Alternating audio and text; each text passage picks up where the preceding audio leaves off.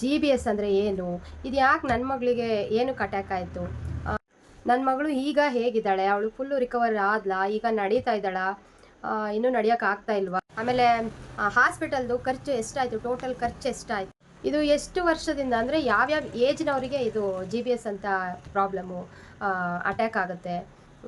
Hi friends, welcome back to my channel. ಎಲ್ಲರೂ ಹೇಗಿದ್ದೀರಿ? ಯಾಕಂದರೆ ಹೆಲ್ತ್ ಇಸ್ ವೆರಿ ಇಂಪಾರ್ಟೆಂಟ್. ಹಾಗಾಗಿ ಎಲ್ಲರೂ ಕೂಡ ನಿಮ್ಮ ಹೆಲ್ತ್ನ ಚೆನ್ನಾಗಿ ನೋಡ್ಕೊಳ್ಳಿ. ನಾನು ಕೂಡ ತುಂಬ ದಿನದಿಂದ ಮತ್ತೆ ವಿಡಿಯೋ ಮಾಡೋಕ್ಕಾಗಲಿಲ್ಲ. ನಾನು ಮೊನ್ನೆ ವಿಡಿಯೋ ಹಾಕಿದ್ನಲ್ವ, ನನ್ನ ಮಗಳದು ಸ್ವಲ್ಪ ಇಶ್ಯೂ ಆಗಿತ್ತು, ಅಂದರೆ ಹೆಲ್ತ್ ಪ್ರಾಬ್ಲಮ್ ಆಗಿತ್ತು ಅಂತ ಹೇಳಿ. ಅದಾದಮೇಲೆ ತುಂಬ ದಿನ ಆಯಿತು, ತುಂಬ ಕಮೆಂಟ್ಸ್ ಬಂದಿತ್ತು, ತುಂಬ ಮೆಸೇಜಸ್ ಬಂದಿತ್ತು. ಯಾರಿಗೂ ಕೂಡ ನಾನು ರಿಪ್ಲೈ ಮಾಡೋಕ್ಕಾಗಿಲ್ಲ. ಯಾಕಂದರೆ ಮತ್ತೆ ಪೇಷಂಟ್ ಆಗಿದ್ವಿ ನಾವು. ಯಾಕಂದರೆ ನನ್ನ ಮಗಳಿಗೂ ಕೂಡ ಹುಷಾರಿರಲಿಲ್ಲ, ನನಗೂ ಹುಷಾರಿರಲಿಲ್ಲ. ಮತ್ತು ಹಾಸ್ಪಿಟಲಿಂದ ಕರ್ಕೊಂಡು ಬಂದಮೇಲೆ ಒಂದು 2 ಡೇಸು ಪರವಾಗಿರಲಿಲ್ಲ, ತುಂಬ ಇಂಪ್ರೂವ್ ಆಗ್ತಾ ಇದ್ದಾಳೆ ಅಂತ ಅಂದ್ಕೊಂಡ್ವಿ. ಆಮೇಲೆ ಅದು ನನಗೆ, ನಾನು ಅವತ್ತು ವಿಡಿಯೋದಲ್ಲಿ ಮಾತಾಡಬೇಕಾದ್ರೇ ನಿಮಗೆ ಗೊತ್ತಿತ್ತಲ್ವ ನನಗೆ ಹುಷಾರಿರಲಿಲ್ಲ ಅಂತೇಳಿ. ಅದು ಮತ್ತೆ ಅವಳಿಗೆ ಇನ್ಫೆಕ್ಷನ್ ಥರ ಆಯಿತು. ಅಂದರೆ ನನ್ನಿಂದ ಅವಳಿಗೆ ಸ್ವಲ್ಪ ಅದು ಹರಡ್ಬಿಟ್ಟಿತ್ತು. ಅಂದರೆ ಸ್ವಲ್ಪ ಶೀತ, ಕೆಮ್ಮು, ತಲೆನೋವು, ಜ್ವರ ಈ ಥರ ಇತ್ತು ನನ್ನಿಂದ ಅವಳಿಗೂ ಬಂದುಬಿಟ್ಟಿತ್ತು. ಹಾಗಾಗಿ ಅದು ಕಡಿಮೆನೇ ಆಗ್ತಾಯಿಲ್ಲ. ಅಂದರೆ ಅವಳಿಗೂ ನನಗೂ ಇಬ್ಬರಿಗೂ ಸೇಮು, ನೈಟೆಲ್ಲ ನಿದ್ದೆ ಮಾಡೋಕ್ಕಾಗ್ತಿಲ್ಲ. ಅಷ್ಟೊಂದು ಕೆಮ್ಮು ಸ್ಟಾರ್ಟ್ ಆದರೆ ಫುಲ್ ಕಂಟಿನ್ಯೂಸ್ ಆಗಿ ಕೆಮ್ಮು, ಆ ಥರ ಕೆಮ್ತಾಳೆ. ಜ್ವರನೂ ಕೂಡ ಅಷ್ಟು ಬಿಡ್ತಾನೆ ಇಲ್ಲ. ನಮ್ಗೆ ಫುಲ್ಲು ಭಯ ಸ್ಟಾರ್ಟಾಗಿ ಮತ್ತೆ ಅದೇ ಹಾಸ್ಪಿಟಲಿಗೆ ಮತ್ತೆ ಕಳಿಸ್ದೆ ನಾನು, ಇಂದಿರಾ ಗಾಂಧಿ ಹಾಸ್ಪಿಟಲಿಗೆ. ಅಲ್ಲಿ ಏನಿಲ್ಲ, ಪರವಾಗಿಲ್ಲ, ಜ್ವರ ಬಂದರೆ, ಕೆಮ್ಮು ಬಂದರೆ ಅದು 1 ವಾರದವರೆಗೂ ಇರುತ್ತೆ, ಏನು ಮಾಡೋಕ್ಕಾಗಲ್ಲ ಮತ್ತು ಅಂತೇಳಿ ಅದು ಸಿರಪ್ ಕೊಟ್ಟಿದ್ರು, ಟ್ಯಾಬ್ಲೆಟ್ ಕೊಟ್ಟಿದ್ರು ಜ್ವರಕ್ಕೆ. ಅದು ಟ್ಯಾಬ್ಲೆಟ್ ಹಾಕಿದರೆ ಒಂಚೂರು ಕಡಿಮೆ ಆಗ್ತಾ ಇರಲಿಲ್ಲ.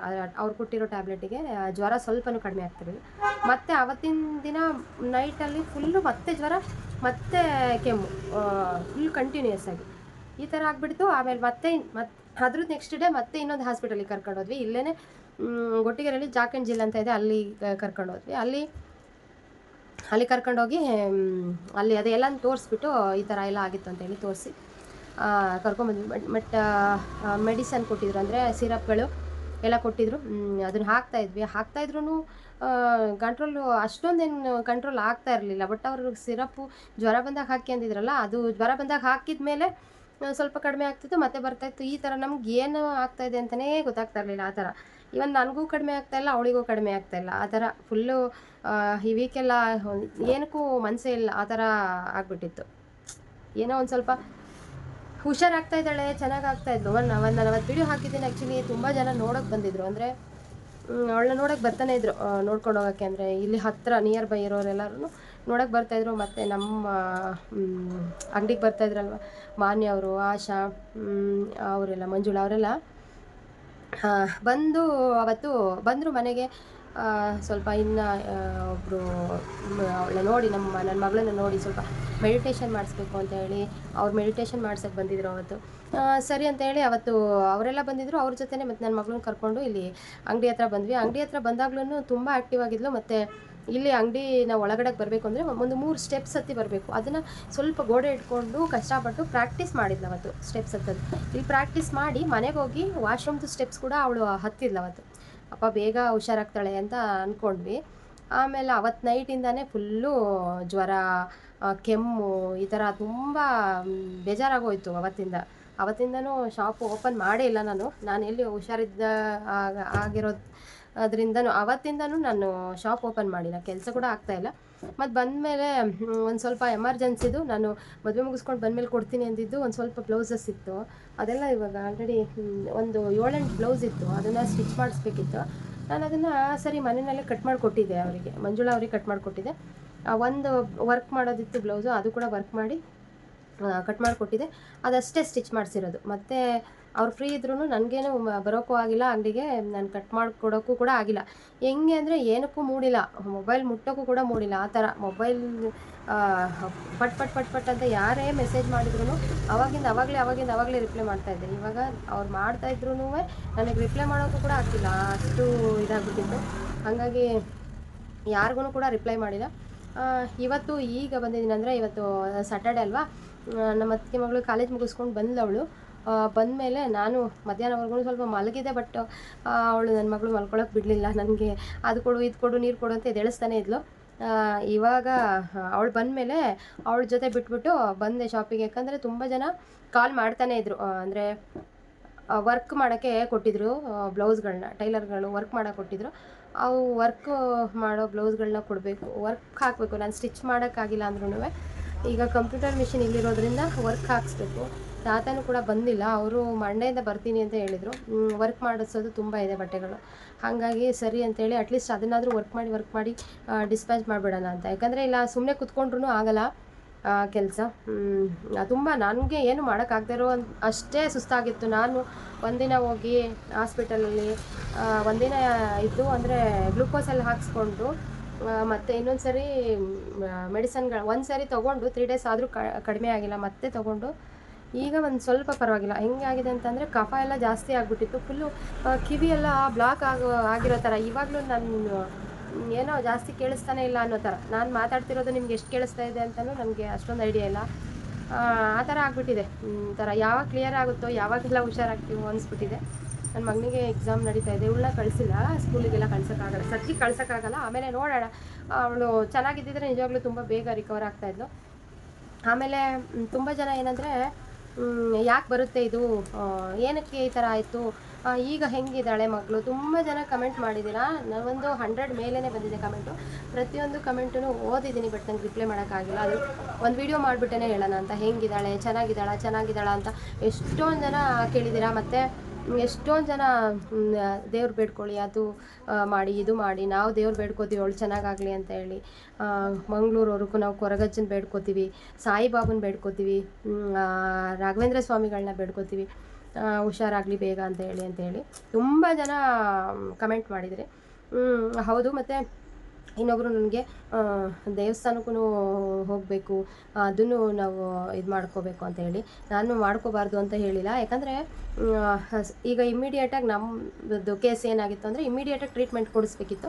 ಇಮ್ಮಿಡಿಯೇಟಾಗಿ ಟ್ರೀಟ್ಮೆಂಟ್ ಈಗ ಮೊನ್ನೆ ಹಾಸ್ಪಿಟಲಿಗೆ ಹೋಗಿದ್ದಾಗಲೂ ಅಷ್ಟೇ, ನೀವು ಇದನ್ನು ಐಡೆಂಟಿಫೈ ಮಾಡೋಕ್ಕಾಗಲ್ಲ ಕೆಲವರಿಗೆ. ಅಂದರೆ ಗೊತ್ತಾಗಲ್ಲ, ನಮಗೆ ಗೊತ್ತಾಗೋ ಅಷ್ಟರಲ್ಲಿ ಕೆಲವರಿಗೆ ಅದು ಜಾಸ್ತಿ ಹರಡ್ಬಿಟ್ಟಿರುತ್ತೆ, ಜಾಸ್ತಿ ಆಗೋಗ್ಬಿಟ್ಟಿರುತ್ತೆ.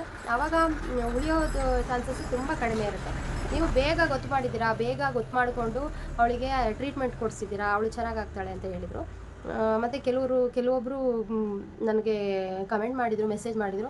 ಒಂದು ಹಿಂಗೇ ಒಂದು 6 ವರ್ಷ. ಮತ್ತು ನನ್ನ ಮಗಳಿಗೆ ಎಷ್ಟು ವರ್ಷ ಅಂತ ತುಂಬ ಜನ ಕೇಳಿದ್ರಿ. ನನ್ನ ಮಗಳಿಗೆ ಇವಾಗ 5 ವರ್ಷ 8 ತಿಂಗಳು. ಇನ್ನು ಒಂದು ಮಗುಗೆ ಪಾಪ 6 ವರ್ಷದ ಮಗು, ಗಂಡು ಮಗು, ಅವರು ಕೂಡ ಇದೇ ಥರ ಆಗಿ ಅವರು ನೋಡ್ಕೊಳ್ದೇನೆ ಏನೋ ಸುಮ್ಮನೆ ವೀಕ್ನೆಸ್ಸು ಅಂತ ಅಂದ್ಕೊಂಡು ಆ ಮಗು ಉಳಿಲೇ ಇಲ್ವಂತೆ. ಈ ಥರ ಆಗೋ ಚಾನ್ಸಸ್ ತುಂಬ ಇರುತ್ತೆ. ಏನಕ್ಕೆ ಬರುತ್ತೆ ಇದು ಅಂತಂದರೆ, ಒಂದೊಂದು ಸರಿ ವೈರಲ್ ಇನ್ಫೆಕ್ಷನ್, ವೈರಲ್ ಫೀವರ್. ಈಗ ವೈರಲ್ ಫೀವರ್ ಅಂದರೆ ಈಗ ಜ್ವರ ಬಂದು ಕಡಿಮೆ ಆದಮೇಲೆ ಡೇ ಬೈ ಡೇ ಈ ಥರ ವೀಕ್ ಆಗ್ತಾ ಬರ್ತಾರೆ ಕೆಲವು ಮಕ್ಕಳು ಹಾಗೇ ರಿಕವರ್ ಆಗ್ತಾರೆ. ಇನ್ನು ಕೆಲವೊಂದು ಮಕ್ಕಳಿಗೆ ರಿಕವರ್ ಆಗೋಕ್ಕಾಗಲ್ಲ. ಅಂದರೆ ಎಲ್ಲ ಮಕ್ಕಳಿಗೂ ಈ ಥರ ಆಗುತ್ತೆ ಅಂತ ಹೇಳೋಕ್ಕಾಗಲ್ಲ. ಕೆಲವೊಂದು ಮಕ್ಕಳಿಗೆ ನೋಡಿ, ಅನ್ಫಾರ್ಚುನೇಟ್ಲಿ ನನ್ನ ಮಗಳಿಗೇ ಆ ಥರ ಆಯಿತು. ಅವಳು ಆ್ಯಕ್ಚುಲಿ ತುಂಬ ಸ್ಟ್ರಾಂಗ್. ಅವಳು ನನ್ನ ಮಗನಿಗಿಂತನೂ ತುಂಬ ಸ್ಟ್ರಾಂಗು. ನಾವು ಮುಂಚೆಯಿಂದನೂ ಅವಳನ್ನ ತುಂಬ ಸ್ಟ್ರಾಂಗ್ ಅಂತ ಅಂದ್ಕೊಂಡೇ ಬೆಳೆಸಿದ್ದು. ಏನು ಊಟ ತಿಂಡಿನಲ್ಲೂ ಅಷ್ಟೇ, ನನ್ನ ಮಗ ಒಂದು ತರಕಾರಿ ತಿನ್ನಲ್ಲ, ಫ್ರೂಟ್ಸ್ ತಿನ್ನಲ್ಲ, ಅದು ಬೇಡ ಇದು ಬೇಡ ಅಂತ ಹೇಳ್ತಾನೆ ಇರ್ತಾನೆ. ಬಟ್ ಇವಳು ಆ ಥರ ಇರಲಿಲ್ಲ. ಇವಳು ಪ್ರತಿಯೊಂದನ್ನು ತಿಂತಾಯಿದ್ಲು. ಒಂದೊಂದು ಸರಿ ಹೇಳ್ತಿದ್ಲು. ಇವಾಗ ಅದನ್ನೆಲ್ಲ ನೆನಪು ಮಾಡಿಕೊಂಡ್ರೆ ಬೇಜಾರಾಗ್ತಿತ್ತು. ಏನಂದರೆ ಹೌದು, ನಾನು ತಿನ್ನೋಕ್ಕೋಸ್ಕರನೇ ಹುಟ್ಟಿರೋದು, ಏನಿವಾಗ ನಾನು ಆಟ ಆಡೋಕ್ಕೋಸ್ಕರನೇ ಹುಟ್ಟಿರೋದು, ಏನಿವಾಗ ಈ ಥರ ಅವಳು ಆ್ಯಟಿಟ್ಯೂಡ್ ಆ ಥರ ಇದ್ದಿದ್ದು. ಅವಳಿಗೇನೆ ನೋಡಿ, ಅಷ್ಟು ಸ್ಟ್ರಾಂಗ್ ಇರೋ ಮಗುಗೇನೆ ಆ ಥರ ಆಗಿದೆ. ಅದಕ್ಕೋಸ್ಕರ ಮತ್ತು ಇವಾಗ ಏನಂದರೆ ಜೂನಿಂದ ಫೆಬ್ರವರಿವರೆಗೂ ತುಂಬ ಈ ಥರ ವೈರಲ್ ಇನ್ಫೆಕ್ಷನ್ಸು ಆಗ್ತಾನೆ ಇರುತ್ತಂತೆ. ಇವಾಗಂತೂ ತುಂಬ ಈ ಟೈಮಲ್ಲಿ ತುಂಬ ಜನಕ್ಕೆ ಈ ಥರ ಫೀವರ್ ಬಂದು ಈ ಥರ ವೀಕ್ ಆಗ್ತಾ ಇರೋದು, ಡೆಂಗ್ಯೂ ಬರ್ತಾ ಇರೋದು, ತುಂಬ ಜನಕ್ಕೆ ಇದೇ ಥರ ಪ್ರಾಬ್ಲಮ್ ಆಗ್ತಿದೆ. ಹಾಗಾಗಿ ಆದಷ್ಟು ನಿಮ್ಮ ಮಕ್ಕಳನ್ನ ತುಂಬ ಸೇಫಾಗಿ ನೋಡ್ಕೊಳ್ಳಿ. ಆದಷ್ಟು ಈ ಥರ ಸಣ್ಣ ಪುಟ್ಟ ನೋಡಿ, ನಾನು ಹೇಳಿದ ಮೇಲೆ ತುಂಬ ಜನಕ್ಕೆ ಅದು ಅರ್ಥ ಆಗಿ ಬೇಗ ಹಾಸ್ಪಿಟ್ಲಿಗೆ ತೋರಿಸ್ತಾ ಇದ್ದಾರೆ. ಯಾಕಂದರೆ ಈಗ ಆಗ್ತಾಯಿದೆ ತುಂಬ ಜನಕ್ಕೆ ಅದೇ ಥರ ವೀಕ್ ಆಗ್ತಾ ಇರೋದು, ನಡೆಯೋಕ್ಕಾಗದೇ ಇರೋದು ದೊಡ್ಡವರಿಗೇ ಆಗ್ತಾಯಿದೆ. ಕೆಲವರು ದೊಡ್ಡವರೇ ಕೆಲವರು ಉಳ್ಕೊಂಡೇ ಇಲ್ಲ. ಈಗ ಒಬ್ಬರು ಕಮೆಂಟ್ ಮಾಡಿದ್ರು, ಅವರ ಫಾದರಿಗೆ ಅದೇ ಥರ ಆಗಿತ್ತು, ಅವರು ಉಳಿಲಿಲ್ಲ ಅಂತ ಹೇಳಿ. ಹಾಗಾಗಿ ಬೇಗ ತೋರಿಸ್ಕೋಬೇಕು. ನೀವು ಬೇಗ ತೋರಿಸ್ಕೊಂಡ್ರೆ ಬೇಗ ಹುಷಾರಾಗುತ್ತೆ. ಆಮೇಲೆ ಅದಕ್ಕೆ ಸಂಬಂಧಪಟ್ಟಂಗೆ ಟ್ರೀಟ್ಮೆಂಟ್ ಎಲ್ಲ ತಗೋಬೇಕು. ಎಲ್ಲರಿಗೂ ಹಂಗೆ ಆಗುತ್ತೆ ಅಂತ ಹೇಳೋಕ್ಕಾಗಲ್ಲ. ಬಟ್ ಕೆಲವೊಬ್ಬರಿಗೆ ಆ ಥರ ಆದಾಗ ಆದಷ್ಟು ನೋಡಿಕೊಂಡು ಬೇಗ ಬೇಗ ಹಾಸ್ಪಿಟ್ಲಿಗೆ ತೋರಿಸಿ, ಹುಷಾರಾಗುತ್ತೆ. ಮೊನ್ನೆ ನಮ್ಗೆ ಹೇಳಿದ್ದು ಡಾಕ್ಟ್ರು ಅದೇ ಥರ, ಬೇಗ ನೀವು ಆದಷ್ಟು ಬೇಗ ಅವಳಿಗೆ ಅದನ್ನು ಗುರುತಿಸಿ ನೀವು ತೋರಿಸಿದ್ದೀರಾ, ಹಾಗಾಗಿ ಅವಳಿಗೆ ಸೇಫ್ ಆಗಿದ್ದಾಳೆ ಅಂತ. ಹಿಂಗೆ ಯಾವುದಕ್ಕೂ ನೆಗ್ಲೆಕ್ಟ್ ಮಾಡಬೇಡಿ. ಇವಾಗ ನಾನು ಕೂಡ ಇವಾಗ ನೋಡಿ ಹಾಸ್ಪಿಟಲಿಂದ ಬಂದಮೇಲೆ ಯಾರ್ಯಾರೋ ಕೆಲವೊಂದು ಹೇಳಿದರು, ಇಲ್ಲೇ ಬೆಂಗಳೂರಲ್ಲೇ ನೋಡಿ ಈತ ಟೆಂಪಲ್ ವಿಸಿಟ್ ಮಾಡಿ, ಇಲ್ಲಿಗೆ ಹೋಗಿ ಒಳ್ಳೇದಾಗುತ್ತೆ ತುಂಬ ಅಂತ. ನೋಡಿ ಅಲ್ಲಿಗೆಲ್ಲ ಹೋಗ್ಬಿಟ್ಟು ಬಂದೆ ನಾನು. ಯಾಕಂದರೆ ಎಲ್ಲ ಪ್ರಯತ್ನನೂ ನಾವು ಮಾಡೋಣ ಅಂತ ಹೇಳಿ, ನನ್ನ ಮಗಳ ವಿಚಾರದಲ್ಲಿ ನಾನು, ನನ್ನ ಮಗಳು ಅಂತಲ್ಲ, ನನ್ನ ಮಕ್ಕಳು ವಿಚಾರದಲ್ಲಿ ನಾನು ತುಂಬ ಸೆನ್ಸಿಟಿವ್ ಮೈಂಡೆಡು. ನನ್ನ ಮಕ್ಕಳಿಗೋಸ್ಕರನೇ ಅಂತಲೇ ಇಷ್ಟೆಲ್ಲ ಮಾಡ್ತಿರೋದು. ಅಂದರೆ ನನ್ನ ಫ್ರೆಂಡ್ಸ್ ಎಲ್ಲ ತುಂಬ ಹತ್ತಿರ ನನ್ನನ್ನು ನೋಡಿದವ್ರು ಹೇಳ್ತಾ ಇರ್ತಾರೆ, ನೀನು ಒಂದು ಸ್ವಲ್ಪನೂ ಮಕ್ಕಳಿಗೆ ಬೈಯೋದು ಹೊಡೆಯೋದು ಅಂದ್ರೇ ಆಗಲ್ಲ, ಮತ್ತು ಅವ್ರಿಗೆ ಹೆಂಗೆ ನೀನು ಜೋರು ಮಾಡಿ ತಿನ್ನಿಸ್ತೀಯಾ, ಹೆಂಗೆ ಇದು ಮಾಡ್ತೀಯಾ ಅಂತ. ಯಾಕಂದರೆ ನಾನು ಹಾಗೇ ಜಾಸ್ತಿ ಮಕ್ಕಳಿಗೆ ಹೊಡೆಯೋದು ಬೈಯೋದು ಎಲ್ಲ ಅಷ್ಟೊಂದು ಮಾಡಲ್ಲ. ನಾನು ಜಾಸ್ತಿ ಪ್ರೀತಿ ಮಾಡ್ತೀನಿ ಮಕ್ಕಳನ್ನ. ಹಾಗಾಗಿ ನನ್ನ ಮಗಳು ಸ್ವಲ್ಪ ನನ್ನ ಹತ್ರ ಹಠ ಮಾಡ್ತಾಳೆ. ಮೊನ್ನೆ ಎಲ್ಲ ಸಿರಪ್ ಕುಡಿಯೋಕ್ಕೆ ಎಷ್ಟು ಹಠ ಮಾಡಿದ್ದಾಳೆ ಅಂತಂದರೆ, ನನ್ನ ಮಾತೇ ಕೇಳಿಲ್ಲ ಬಿಡಿ ಅವಳು. ಅಷ್ಟು ಹಠ ಮಾಡಿ ಆಮೇಲೆ ಏನೇನೋ ಫೋರ್ಸಬಲಿ ಕುಡಿಸಿ ಎಲ್ಲ ಎಷ್ಟೊತ್ತಿಗೆ ಫುಲ್ ಹುಷಾರಾಗುತ್ತೆ. ಬಟ್ ಇವತ್ತು ಒಂದು ಸ್ವಲ್ಪ ಬೆಳಗ್ಗೆಯಿಂದ ಪರವಾಗಿಲ್ಲ, ಕೆಮ್ಮು ಲೈಟಾಗಿದೆ, ಕಡಿಮೆ ಆದರೆ ಸಾಕು, ಮತ್ತು ಜ್ವರ ಇಲ್ಲ, ಸದ್ಯ ಹುಷಾರಾಗ್ತಾ ಇದ್ದಾಳೆ ಅಂತ ಅಂದ್ಕೊಂಡಿದ್ದೀನಿ. ಅದೇ ಧೈರ್ಯದ ಮೇಲೆ ನಾನು ಇವಾಗ ಅಂಗಡಿಗೆ ಬಂದೆ. ದೇವ್ರ ದಯೆಯಿಂದ ನಾವೂ ಇಲ್ಲೇ ಬೆಂಗಳೂರಲ್ಲಿ ಕೆಲವೊಂದು ದೇವಸ್ಥಾನಗಳಿಗೆ ಹೋಗ್ಬಿಟ್ಟು ಬನ್ನಿ ಅಂತ ಹೇಳಿದರು. ಅಲ್ಲೆಲ್ಲ ಹೋಗಿ ದೇವ್ರ ಹತ್ರ ಬೇಡ್ಕೊಂಡು ನನ್ನ ಮಗಳು ಹುಷಾರಾಗಲಿ ಅಂತೇಳಿ ಬಂದಿದ್ದೀವಿ. ಮತ್ತು ಇನ್ನು ಕೆಲವರು ಹಾಸ್ಪಿಟಲ್ ಖರ್ಚು ಎಷ್ಟಾಯಿತು ಅಂತ ಕೇಳಿದರು. ಗೌರ್ಮೆಂಟ್ ಹಾಸ್ಪಿಟಲ ಅಥವಾ ಪ್ರೈವೇಟ್ ಹಾಸ್ಪಿಟಲ ಅಂತೇಳಿ. ಅದು ಇಂದಿರಾ ಗಾಂಧಿ ಹಾಸ್ಪಿಟಲ್ ಬಂದು ಪ್ರೈವೇಟ್ ಹಾಸ್ಪಿಟಲ್ ಅಲ್ಲ, ಗೌರ್ಮೆಂಟ್ ಹಾಸ್ಪಿಟಲು. ನಾವು ಫಸ್ಟ್ ಹೋಗಿದ್ದು ಎಲ್ಲ ಹಾಸ್ಪಿಟಲ್ಗಳು ಪ್ರೈವೇಟ್ ಹಾಸ್ಪಿಟಲ್ಗಳು. ಇಂದಿರಾ ಗಾಂಧಿ ಹಾಸ್ಪಿಟಲ್ ಬಂದು ಗೌರ್ಮೆಂಟ್ ಹಾಸ್ಪಿಟಲು. ಅದು ನಿಮಗೆ BPL ಕಾರ್ಡೆಲ್ಲ ಇದ್ದರೆ ತುಂಬ ಕಡಿಮೆ ಆಗುತ್ತೆ, ಕ್ಯಾಶ್ಲೆಸ್ ಆಗುತ್ತೆ. ಬಟ್ ನಾವು ಏನು ಇವಾಗ ಇಂಜೆಕ್ಷನ್ ಕೊಡಿಸಿದ್ದೀವಲ್ವ, ಆ ಇಂಜೆಕ್ಷನ್ ಬಂದು ಇದಿಲ್ಲ, ಫ್ರೀ ಸ್ಕೀಮಿಗೆಲ್ಲ ಸಿಗಲ್ಲ, ಅದು ದುಡ್ಡು ಕೊಟ್ಟೇ ತಗೋಬೇಕು. ಬಟ್ ಅಲ್ಲಿಗಿಂತ ತುಂಬ ಪ್ರೈವೇಟಲ್ಲಿ ಏನಿದೆ ರೇಟ್ ಅದಕ್ಕಿಂತ ತುಂಬ ಕಡಿಮೆ. ಒಂದು ಎಷ್ಟು 36,000 ಏನೋ ಆಯಿತು. ಅಲ್ಲಿ 2 ಲಕ್ಷದ್ದು ಇಂಜೆಕ್ಷನ್, ಇಲ್ಲಿ ಅಷ್ಟಾಯಿತು.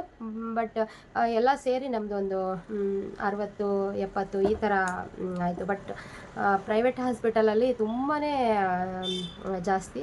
ಬಟ್ ಬೇರೆ ಬೇರೆ ಖರ್ಚುಗಳೆಲ್ಲನೂ ಬೇರೆ ಬೇರೆ ಹಾಸ್ಪಿಟಲಿಗೆಲ್ಲ ಸುತ್ತಾಡಿ ಬಂದಿರೋದು, ಅದೆಲ್ಲ ಖರ್ಚು ತುಂಬ ಆಗಿದೆ. ಬಟ್ ಏನಾದರೂ ಖರ್ಚಾಗಲಿ, ಬಟ್ ನನ್ನ ಮಗಳು ಹುಷಾರಾದರೆ ಅಷ್ಟೇ ಸಾಕು ಅನ್ನೋ ಮೈಂಡ್ ಸೆಟ್ಟಲ್ಲಿದ್ದೀವಿ. ಮತ್ತು ತುಂಬ ಜನ ಕೇಳಿದ್ರಿ, ಏನಪ್ಪ ಅಂದರೆ ನಿಮಗೆ ದುಡ್ಡು ಬೇಕಾದರೆ ಕೇಳಿ ನನ್ನನ್ನು. ಎಷ್ಟೊಂದು ಮೆಸೇಜ್ಗಳು ಬಂದಿತ್ತು ನನಗೆ ವಾಟ್ಸಪ್ಪಲ್ಲೂ ಕೂಡ, ನಮ್ಮ ಸ್ಟೂಡೆಂಟ್ಸ್ಗಳಾಗಿರ್ಬೋದು ಬೇರೆಯವರು, ದುಡ್ಡೇನಾದರೂ ಬೇಕಂದರೆ ನೀವು ಸಂಕೋಚ ಪಟ್ಕೊಬಿಡಿ ಕೇಳಿ ಅಂತ. ಯೂಟ್ಯೂಬಲ್ಲಿ ಕೂಡ ಪಾಪ ಯಾರೋ ಒಬ್ಬರು ಕೇಳಿದರು, ನೀವು ಯಾವಾಗಾದರೂ ಕೊಡ್ಬೋದು ರಿಟರ್ನು, ನಿಮಗೇನಾದರೂ ಅವಶ್ಯಕತೆ ಇದ್ದರೆ ಹೇಳಿ ಅಂತೇಳಿ. ನನಗೆ ನಿಮ್ಮ ಪ್ರೀತಿ ವಿಶ್ವಾಸ ಇದೆಯಲ್ಲ ಅದಷ್ಟೇ ಸಾಕು, ನನಗೆ ಯಾವುದೇ ರೀತಿ ದುಡ್ಡು ಬೇಡ. ನಾನು ಅಷ್ಟು ನೀಡಿದ್ದಿದ್ರೆ ನಾನು ಹೇಳ್ತಾಯಿದ್ದೆ. ಬಟ್ ಇಲ್ಲ, ಇವಾಗ ಎಲ್ಲ ಪರವಾಗಿಲ್ಲ, ಹುಷಾರಾಗಿದ್ದಾಳೆ. ಹಿಂಗೇ ಸ್ವಲ್ಪ ಇನ್ನೊಂದು ಸ್ವಲ್ಪ ಅವಳು ಮುಂಚಿನ ಥರನೇ ಆದರೆ ಸಾಕು. ಕೆಲವೊಂದು ದೊಡ್ಡವರಿಗೆಲ್ಲ ಆಗಿದೆ, 20 ವರ್ಷದ ಮಕ್ಕಳಿಗೆ, ಕಾಲೇಜು ಮಕ್ಕಳಿಗೆಲ್ಲ ಆಗಿದೆ ಈ ಥರ. ಅವರು ಒಬ್ಬರೇನೋ ಹುಡುಗ, 20 ವರ್ಷದ ಹುಡುಗ, ಅವನಿಗಾಗಿ ಫುಲ್ಲು ಎಲ್ಲ ಆಲ್ ಓವರ್ ಬಾಡಿಗೆಲ್ಲ ಸ್ಪ್ರೆಡ್ ಆಗಿ, ಬ್ರೈನ್ ಮಾತ್ರ ಅವನಿಗೆ ಚೆನ್ನಾಗಿತ್ತಂತೆ. ಅವನಿಗೆ ನಿಮಾನ್ಸಲ್ಲಿ ಒಂದು 15 ಡೇಸು ಟ್ರೀಟ್ಮೆಂಟ್ ಕೊಡಿಸಿ, ಆಮೇಲೆ ಹಾಸನಲ್ಲಿ ಯಾವುದೋ ಹಾಸ್ಪಿಟಲಿಗೆ ಕಳಿಸಿದ್ರಂತೆ. ಅಲ್ಲಿ ಬರೀ ಎಕ್ಸಸೈಸ್ ಅಷ್ಟೇ ಮಾಡಿಸಿದ್ರಂತೆ. ಆಮೇಲೆ ಮನೆಗೆ ಕರ್ಕೊಂಡು ಬಂದಮೇಲೆ 1 ವರ್ಷ ಆಯ್ತಂತೆ, ಫುಲ್ಲು ಮುಂಚೆ ಥರ ಆಗೋಕ್ಕೆ 1 ವರ್ಷ. ಇದು 1 ವರ್ಷದವರೆಗೂ ಟೈಮ್ ತೊಗೊಳ್ಬೋದು. ಕೆಲವೊಂದು ಟೈಮು 4 ವಾರ, ಅಂದರೆ 1 ತಿಂಗಳಲ್ಲಿ, 2 ತಿಂಗಳಲ್ಲಿ, 3 ತಿಂಗಳಲ್ಲೇ ಹುಷಾರಾಗ್ಬೋದು. ಇನ್ನು ಅದು ಎಕ್ಸ್ಟೆಂಡ್ ಆಗ್ಬೋದು, 3 ವರ್ಷದವರೆಗೂ ಬೇಕಾದ್ರೆ ಟೈಮ್ ತೊಗೋಬೋದು. ಆ ಥರ ಎಲ್ಲ ಚಾನ್ಸಸ್ ಇರುತ್ತೆ. ನಾವು ನಮ್ಮ ಮಗಳಿಗೆ ಬೇಗ ನೋಡಿಕೊಂಡು ಸ್ವಲ್ಪ ತೋರಿಸಿರೋದ್ರಿಂದ ಅವಳು ಆದಷ್ಟು ಬೇಗನೆ ಸ್ವಲ್ಪ, ಇವಾಗ ನೋಡಿ ಮನೆ ಒಳಗಡೆ ಎಲ್ಲ ನಡೀತಾ ಇದ್ದಾಳೆ. ಈಗ ಅವಳು ಚೆನ್ನಾಗಿದ್ದಿದ್ರೆ, ಜ್ವರ ಏನು ಇಲ್ಲದೇ ಚೆನ್ನಾಗಿದ್ದಿದ್ರೆ ಇನ್ನೂ ಸ್ವಲ್ಪ ಚೆನ್ನಾಗಿರ್ತಾ ಇದ್ಲು. ಈಗ ಜ್ವರ ಬಂದು ನೋಡಿ ಈ ಥರ ಎಲ್ಲ ಆಯಿತು. ತುಂಬ ಜನ ಅವರು ಇವರು ಹೋಗ್ತಾ ಇರ್ತಾರೆ, ಬರ್ತಾ ಇರ್ತಾರೆ. ಅಲ್ಲಿ ಆ ಮಕ್ಕಳಿಗೆಲ್ಲ ಸ್ವಲ್ಪ ಒಂಚೂರು ಇನ್ಫೆಕ್ಷನ್ ಆಗಿದ್ರು ಕೂಡ ಮತ್ತೆ ಆಗೋ ಚಾನ್ಸಸ್ ಇರುತ್ತೆ. ಹಾಗಾಗಿ ಸ್ವಲ್ಪ ಕೇರ್ಫುಲ್ಲಾಗಿ ನೋಡ್ಕೋಬೇಕು. ಇವಾಗ ಅದಕ್ಕೇ ಸ್ವಲ್ಪ ಕೇರ್ಫುಲ್ಲಾಗಿ ನೋಡ್ಕೋತಾ ಇದ್ವಿ. ನೋಡಿ ನಾನು ಆಗಲೇ ತುಂಬ ದಿನವೇ ಆಗೋಯ್ತು, ನಾನು ಶಾಪೇ ಓಪನ್ ಮಾಡಿಲ್ಲ, ಕೆಲಸ ಕೂಡ ಆಗ್ತಾಯಿಲ್ಲ. ನಮ್ಮನೆಯವರು ಕೂಡ ಕೆಲಸಕ್ಕೆ ತುಂಬ ದಿನ ಕೆಲಸಕ್ಕೆ ರಜೆ ಹಾಕಿದ್ದಾರೆ. ಈಗ ನೋಡಿ ನಮ್ಮದು ತುಂಬ ಕಮಿಟ್ಮೆಂಟ್ಗಳಿರೋದ್ರಿಂದ ತುಂಬ ಕಷ್ಟನೇ ಆಗುತ್ತೆ ಇವಾಗ. ಮತ್ತು ನೆಕ್ಸ್ಟ್ ಮಂತಿಗೆಲ್ಲ ಇವಾಗ ಅಂಗಡಿ ಬಾಡಿಗೆ ಆಗಿರ್ಬೋದು, ಮನೆ ಬಾಡಿಗೆ ಆಗಿರ್ಬೋದು, ಎಲ್ಲದಕ್ಕೂ ನಾವು ಇದು ಮಾಡಬೇಕಲ್ವ. ಹಾಗಾಗಿ ಇವಾಗ ಇನ್ಮೇಲೆ ಸ್ವಲ್ಪ ಅವಳನ್ನು ನೋಡಿಕೊಂಡು, ಈಗ ನಮ್ಮ ಹುಡುಗಿ ಬಂದಮೇಲೆ ಆದ್ರೂ ಅವಳನ್ನ ಮನೇಲಿ ಬಿಟ್ಟು ಸ್ವಲ್ಪ ಹೊತ್ತು ಬಂದು ಎಷ್ಟಾಗುತ್ತೆ ಅಷ್ಟು ಮಾಡೋಣ ಅಂತ. ಬಟ್ ಕಟಿಂಗ್ ಎಲ್ಲ ಇದ್ದರೆ ಮನೆಯಲ್ಲೇ ಕಟಿಂಗ್ ಮಾಡಿಕೊಡೋಣ ಅಂತ ಮಾಡ್ಕೊಂಡಿದ್ದೀನಿ. ಹಾಗಾಗಿ ತುಂಬ ಜನ ಕೇಳ್ತಿದ್ರಲ್ಲ ಎಷ್ಟಾಯಿತು ಹಾಸ್ಪಿಟಲ್ ಖರ್ಚು, ಮತ್ತು ಇಂದಿರಾ ಗಾಂಧಿ ಹಾಸ್ಪಿಟಲಿಗೆ ಹೋಗಿ ನೀವು ಏನೇ ಒಂದು ದೊಡ್ಡ ದೊಡ್ಡ ಮಕ್ಕಳಿಗೆ ಪ್ರಾಬ್ಲಮ್ಗಳೆಲ್ಲ ಆಗಿರುತ್ತಲ್ಲ ಚೆನ್ನಾಗಿ ನೋಡ್ತಾರೆ ಅಲ್ಲಿ, ಮತ್ತು ನಿಮ್ಗೆ ತುಂಬ ಕಡಿಮೆ ಇರುತ್ತೆ ದುಡ್ಡು. ಎಲ್ಲೆಲ್ಲೋ ಹೋಗಿ ಅದೇ ಕೆಲವ್ರು ಹೇಳಿದರು, ಇದೇ ಥರ ಪ್ರಾಬ್ಲಮ್ ಇರೋರು ಒಬ್ಬರು, ಅವ್ರ ಮಗಳು BSc ಮಾಡ್ತಾ ಇದ್ದಾಳಂತ ಇವಾಗ, ಅವಳಿಗೆ ಆ ಥರ ಆಗಿತ್ತಂತೆ. ಬೇರೆ ಹಾಸ್ಪಿಟಲಲ್ಲಿ ಹೋಗಿ 15 ಲಕ್ಷ ಖರ್ಚು ಮಾಡಿ ಹುಷಾರಾಗ್ದೇ ಆಮೇಲೆ ವಿಕ್ಟೋರಿಯಾಗೆ ಹೋಗಿ ಅಲ್ಲಿ ಹುಷಾರಾಯ್ತಂತೆ, ಇವಾಗ ನಾರ್ಮಲ್ ಆಗಿದ್ದಾರಂತೆ. ಹಾಗೆ ಕೆಲವರು ಇದು ಚಿಕ್ಕ ಮಕ್ಕಳಿಗೆ ಮಾತ್ರನೇ ಬರುತ್ತೆ ಅಂತ ಇಲ್ಲ, ದೊಡ್ಡವ್ರಿಗೂ ಕೂಡ ಬರುತ್ತೆ. ಏಜ್ಡ್ ಪರ್ಸನಿಗೆ ಬಂದು ಸರಿಯಾಗಿ ನೋಡ್ಕೊಂಡಿಲ್ಲ, ಅವರು ಕೇರ್ ಮಾಡಿಲ್ಲ ಅಂತ ಅಂದಾಗ ಬದುಕೋ ಚಾನ್ಸಸ್ ತುಂಬ ಕಡಿಮೆ ಇರುತ್ತೆ. ಹಾಗಾಗಿ ಇದೇನಿಲ್ಲ, ಏನಕ್ಕೆ ಬರುತ್ತೆ ಅಂತಂದರೆ ಯಾರಿಗೆ ಬರುತ್ತೆ ಏನಕ್ಕೆ ಬರುತ್ತೆ ಅಂದರೆ ಏನಿಲ್ಲ, ಇದು ಇನ್ನು 2019 ಮೇಲೆ ಇದು ತುಂಬ ಕೇಸಸ್ಸು ಜಾಸ್ತಿ ಆಗಿರೋದಿದು.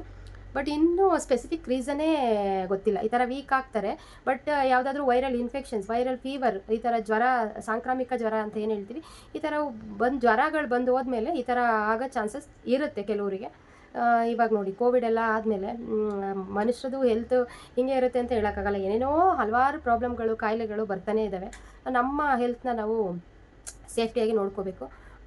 ಬಟ್ ಅದೇ ಇದೆಲ್ಲ ಟ್ರೀಟ್ಮೆಂಟ್ ಎಲ್ಲ ತಗೊಂಡ್ರೆ ಇದು ಅಂಥ ಪ್ರಾಬ್ಲಮ್ ಏನೂ ಅಲ್ಲ. ಮತ್ತು ಇನ್ನೊಬ್ಬರಿಗೆ ಒಬ್ಬರಿಂದ ಒಬ್ಬರಿಗೆ ಇದೇನು ಹರಡಲ್ಲ ಇದು. ಇವಾಗೇನು ನನ್ನ ಮಗಳಿಗೆ ವೀಕ್ನೆಸ್ ಬಂದಿದೆ, ಅದು ಇನ್ನೊಬ್ರಿಗೇನು ಹರಡಲ್ಲ ಅದು. ಇವಾಗೇನು ನಾವು ಟ್ರೀಟ್ಮೆಂಟ್ ಕೊಡಿಸಿದ್ವಿ, ಡೇ ಬೈ ಡೇ ಅವಳು ಇಂಪ್ರೂವ್ ಆಗ್ತಾಳೆ.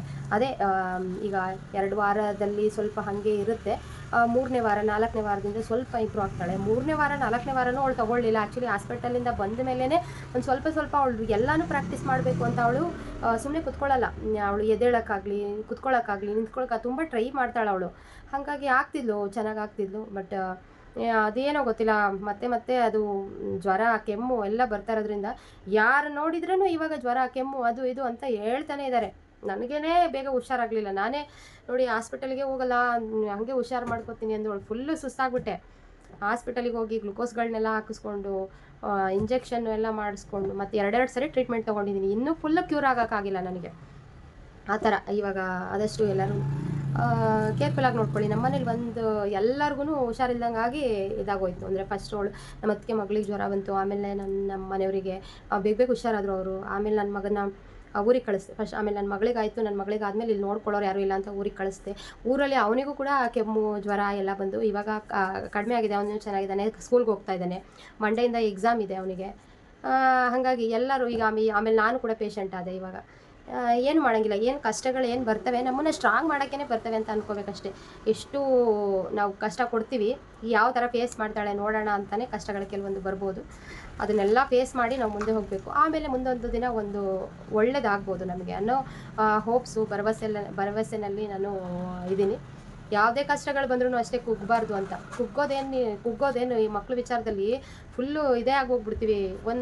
ಇವಾಗ ಚೆನ್ನಾಗಿರೋಳು ಮತ್ತು ಇವಾಗ ಸಡನ್ ಅಂತ ಜ್ವರ ಅಂದರೆ ಹೆಂಗೆ ಚಳಿ ಜ್ವರ ಎಲ್ಲ ಒಂದೇ ಸರಿ ಅಮ್ಮ ಏನೇನೋ ಹೆಂಗೆಂಗೋ ಆಗ್ತಾಯಿದೆ ಅನ್ನೋ ಥರ ಹಂಗಂದು ಜ್ವರ ಬಂತು ಅಂದರೆ ನಮ್ಗೆ ಅಲ್ಲೇ ಟೆನ್ಷನು. ಏನಾಯಿತು ನನ್ನ ಮಗಳಿಗೆ, ಅಯ್ಯೋ ಇನ್ನೂ ಹುಷಾರಾಗ್ತಿಲ್ವಲ್ಲ, ಅದೇ ಒಂದು ಟೆನ್ಷನ್ನು. ಸದ್ಯ ಜ್ವರ ಒಂದು ಹೋಗ್ಬಿಟ್ರೆ ಸಾಕು ಅಂತ ಅನಿಸ್ಬಿಟ್ಟಿತ್ತು ಆ ಥರ. ಹಾಗಾಗಿ ಅವತ್ತಿಂದನೂ ನಾನು ಏನೂ ವಿಡಿಯೋಸು ಮಾಡೋಕ್ಕಾಗಿಲ್ಲ, ವಿಡಿಯೋಸು ಹಾಕೋಕ್ಕಾಗಿಲ್ಲ. ಈಗ ತುಂಬ ಜನ ಅದೇ ಕೇಳ್ತಾರೆ, ನನಗೆ ಸ್ವಲ್ಪ ಕಮೆಂಟ್ ಮಾಡಿದ್ರು ಯೂಟ್ಯೂಬಲ್ಲಿ, ಪ್ಲೀಸ್ ಏನಾದರೂ ಅಟ್ಲೀಸ್ಟ್ ಹಾಯ್ ಅಂತನಾದರೂ ರಿಪ್ಲೈ ಮಾಡಿ, ನಿಮ್ಮ ಮಗಳು ಹೆಂಗಿದ್ದಾಳೆ ಏನು ಅಂತೇಳಿ. ಅದಕ್ಕೆ ಹೇಳೋಣ ಅಂತೇಳಿ ವಿಡಿಯೋ ಮಾಡಿದ್ದು.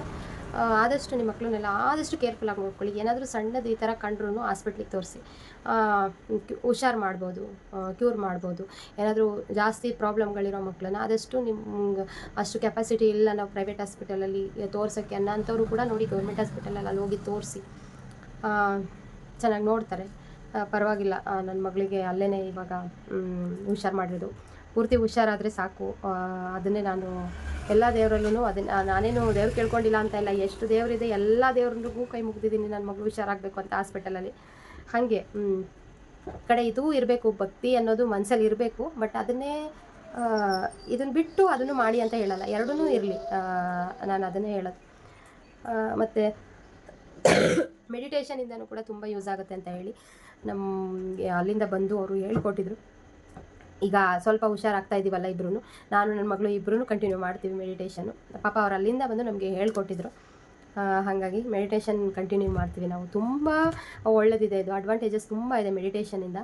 ಕೆಲವರು ತುಂಬ ಏನೋ ಪ್ರಾಬ್ಲಮ್ಸ್ ಇರೋರೆಲ್ಲ ಅದನ್ನು ಸಾಲ್ವ್ ಮಾಡ್ಕೊಂಡಿದ್ದಾರೆ. ಹಾಗಾಗಿ ನಾವು ಕೂಡ ಮಾಡ್ತೀವಿ. ಅದ್ರ ರಿಸಲ್ಟ್ನ ನಾನು ನೆಕ್ಸ್ಟು ವಿಡಿಯೋದಲ್ಲಿ ನಾನು ನಿಮ್ಗೆ ಹೇಳ್ತೀನಿ, ಓಕೆನಾ. ಯಾರ್ಯಾರೆಲ್ಲ ಈ ವಿಡಿಯೋ ನೋಡಿದ್ರಿ, ವಿಡಿಯೋ ಇಷ್ಟ ಆದರೆ ವಿಡಿಯೋಗೊಂದು ಲೈಕ್ ಮಾಡೋದನ್ನ ಮರಿಬೇಡಿ. ಆದಷ್ಟು ನಿಮ್ಮ ಅಭಿಪ್ರಾಯನ ಕಮೆಂಟ್ ಮಾಡಿ ತಿಳಿಸಿ. ಹಾಗೆಯೇ ನನ್ನ ಈ ವಿಡಿಯೋನು ಕೂಡ ತುಂಬ ಜನ ಶೇರ್ ಮಾಡಿ, ತುಂಬ ಯೂಸ್ ಆಗುತ್ತೆ. ಯಾಕಂದರೆ ತುಂಬ ಜನ ಏನಪ್ಪ ಇದು, ನಾನು ಮೊನ್ನೆ ವಿಡಿಯೋ ಮಾಡಿದ್ಮೇಲೆ ಏನಪ್ಪ ಇದು, ಹೆಂಗಿದು, ಯಾರ್ಯಾರಿಗೆಲ್ಲ ಬರುತ್ತೆ ಈ ಥರ ಕಾಯಿಲೆ, ಇದೇನು ಕಾಯಿಲೆ ಇದು, ಎಲ್ಲ ಮಕ್ಕಳಿಗೂ ಬರುತ್ತಾ, ಇದು ಕ್ಯೂರ್ ಆಗೋದೇ ಇಲ್ವಾ, ಈ ಥರದ್ದೆಲ್ಲ ತುಂಬ ಜನಕ್ಕೆ ಕ್ವಶನ್ಸ್ ಇತ್ತು. ಹಾಗಾಗಿ ಆದಷ್ಟು ಶೇರ್ ಮಾಡಿದ್ರೆ ಅವ್ರಿಗೂ ಕೂಡ ಇದು ಯೂಸ್ಫುಲ್ ಆಗುತ್ತೆ ಅಂತ ಅಂದ್ಕೊಂಡಿದ್ದೀನಿ. Thank you.